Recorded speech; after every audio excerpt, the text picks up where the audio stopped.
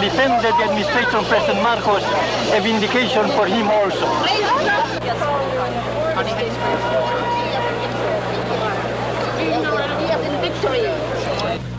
Okay, can you tell me how the Philippine government looks at what happened?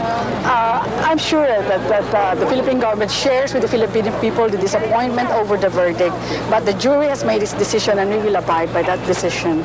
Mrs. Marcos might have won the battle, but we have won the war, because it's through this trial that the world now knows exactly what the Marcos regime was all about. It was unbridled corruption and total abuse of power.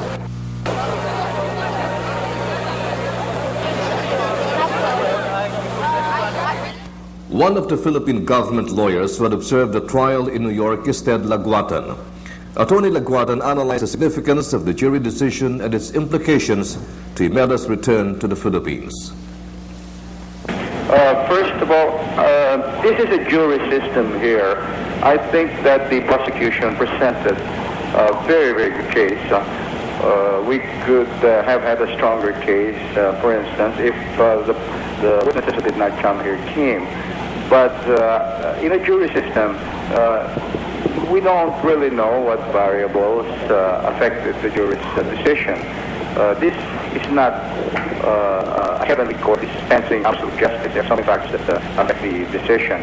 But as to how we will continue with our other civil cases, we will gather all of the evidences that were introduced into this trial, which we had been waiting for because we couldn't use them before proceeding with the civil cases. In other words, we can utilize some of the evidence, is what I'm saying, in this criminal trial, in our civil cases. Would you be aware of just exactly what the American position, the American government position would be insofar as allowing Mrs. Marcos, now that she is acquitted, to leave the United States and to travel, not necessarily to the Philippines, but to other parts of the world? Is this a probability with the help of the U.S. government? This would be a policy decision, but given the danger of Mrs. Marcos returning to the Philippines, because of the fact that she and her family still possesses a tremendous amount of resources which she can cost to stabilize the country. It is to the mutual interest of the United States and the Philippines, for reasons of national security here in the Philippines and for reasons of political stability, to keep her from going there. And if there is a danger of her going there if she leaves here, then she can be properly detained here for valid reasons. Ms. Marcos said it was the best birthday gift she has had. She said her one obsession now is to return to the country. Ma'am, how are you? Magandang umaga. I am very well, thank you. Alam po ninyo, kanina pa naging tayo ng tinig ninyo ang ating mabayang Pilipino. At unang-una sa lahat, bibigay ko sa inyo pagkata para kung nakanood ninyo yon ay inyo pong may bahagi sa mga mamaya dito. Unang-una ko taus-punong nagpapasalamat sa ating mga mahal na kababayan na sila sa kailang mga panalangin upang iyan na nagbigay ng tulong at dahilan kung paano tayo ay nagbagi dito sa Nueva York, dito sa kasong ito na yun sa lahat ng count 1, 2, 3, and 4 ay lahat na guilty. At ito ay vindication hindi ni Mrs. Marcos kundi ni Presidente Marcos at ng buong Republika ng Pilipinas, sapagkat nakikita dito na miski talagang sinuyod nila ang buhay at ang mga ginawa ng Pangulong Marcos sa 30 years na siya naging Pangulo ng ating Republika ay malinis at wala lahat ng kanyang batikos ay hindi katotohanan. Kaya ako'y natuwa na naging totoo yung sinabi ni Pangulong Marcos sa akin, fear not, because the truth will set us free, and the truth has free. Maraming salamat sa aking mga kabayan. Yes, ma'am. I understand, ma'am, na nagalan kayo para sa pagkuha ng passport para makabalik dito sa Pilipinas. Ano po mga plans pa ninyo, ma'am? Marami pa kaming gagawin dito, marami pa akong dapat ayusin. At yan ang aking pangarap at adikain at aking nais mangyari na sana ay mailibing ang maong Presidente Marcos, Pilipinas. At ngayon na siya ay nakita ng buong mundo na siya ay malinis, siya ay maka-Diyos, makabayan at makatao na Pangulo, na leader ng isang bansa. Siya ay completely vindicated sapagkat dito sa kasong ito, wala silang ginawa kung hindi talagang tiningnan nila ang bawat isa-isang ginawa, lalo na sa question sa pera, the money flow of going in and out of the country. Kaya ako ay napapasalamat sa may kapal. This is divine justice.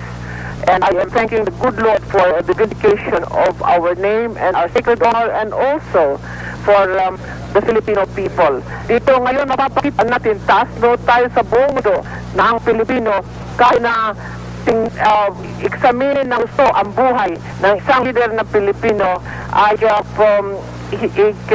makikita nila na malinis at talagang makabayan. At dito din makikita na hindi nagkamali ang Filipino people, ang sambayanang Pilipino, na ilagay at ilubok si 10 taon sapagkat ang kanyang pamumuno ng ating bansa ay malinis, justice, and isang leader na talagang katao.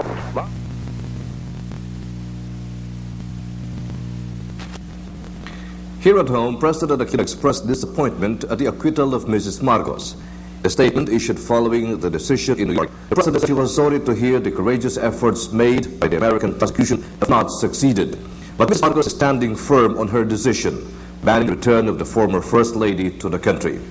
The President said the acquittal does not alter national interest and security grounds on which that decision was premised.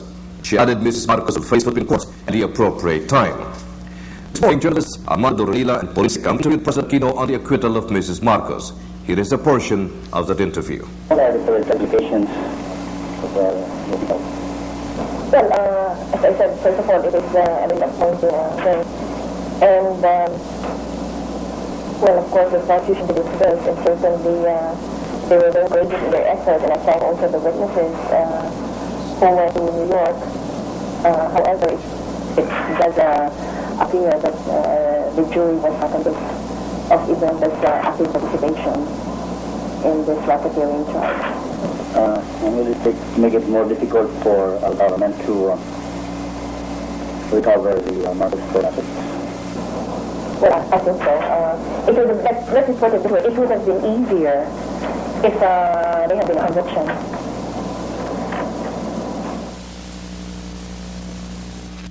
Today's guilty verdict acquitting Mrs. Marcos has naturally stirred a lot of legal comment.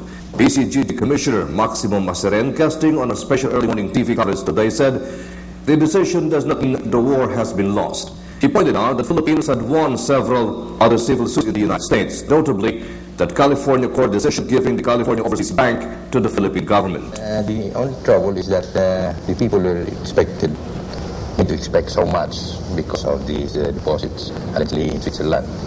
Actually, we don't know how much there is because now we have not been allowed to look into these accounts. The estimate that has been made was ranging from $5 billion to $10 billion.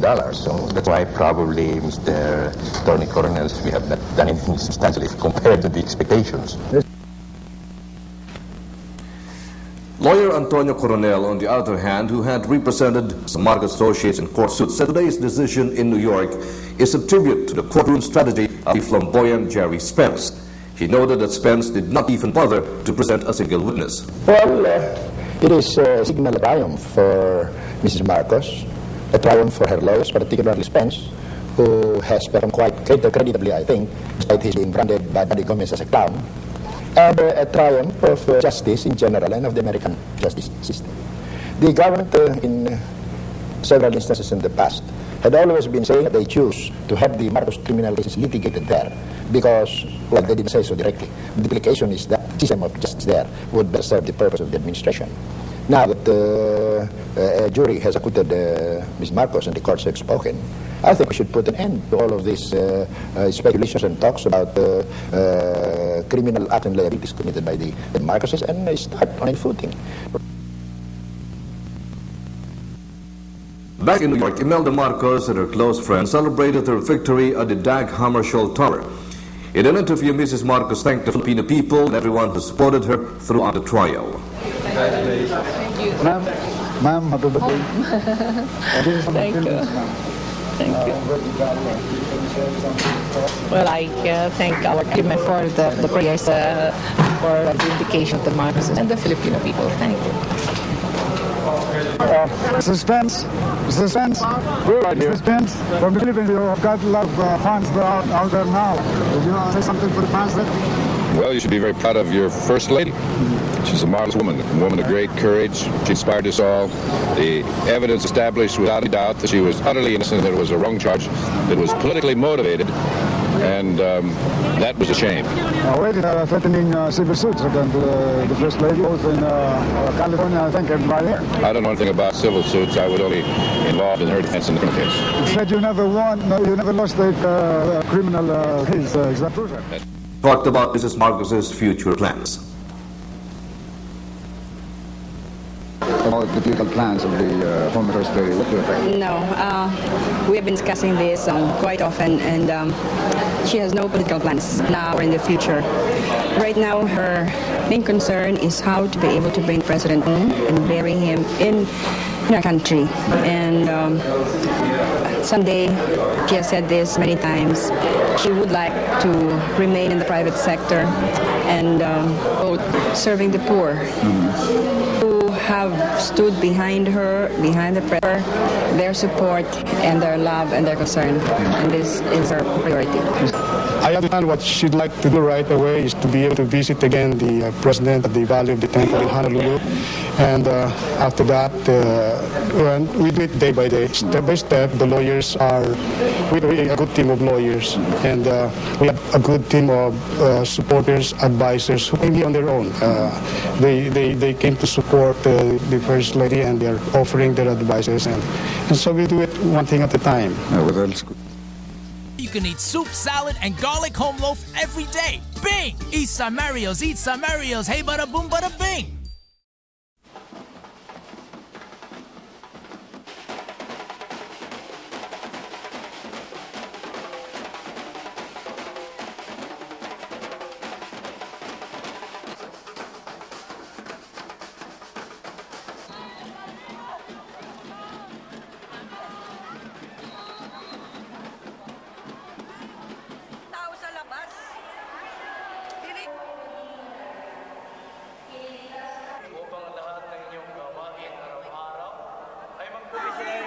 I thank the Lord from this miracle that justice prevail and the system works and the truth has prevailed, and I am very, very happy because I will be free to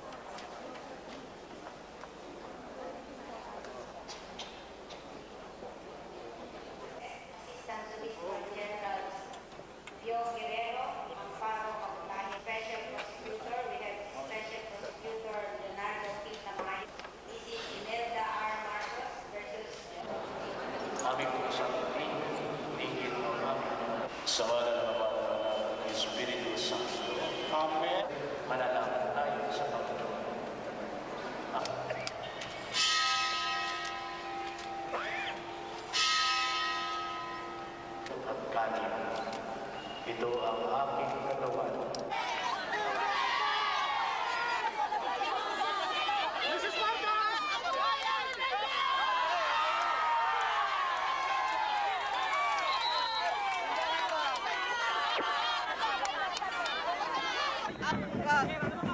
Ang victory ni Mrs. Marcos ay victory din ng sambayan ng Pilipino, lalo na ang mahihirap. Yan, makakatiyak kayo. Kaya hindi kami naniniwala na sila ay nagnakaw. Kailanman hindi nagnakaw ang mga Marcos. Dahil kung magnakaw man para sa tao, taong bayan lamang, para sa mga mahirap, hindi sa para sa mga mayayaman.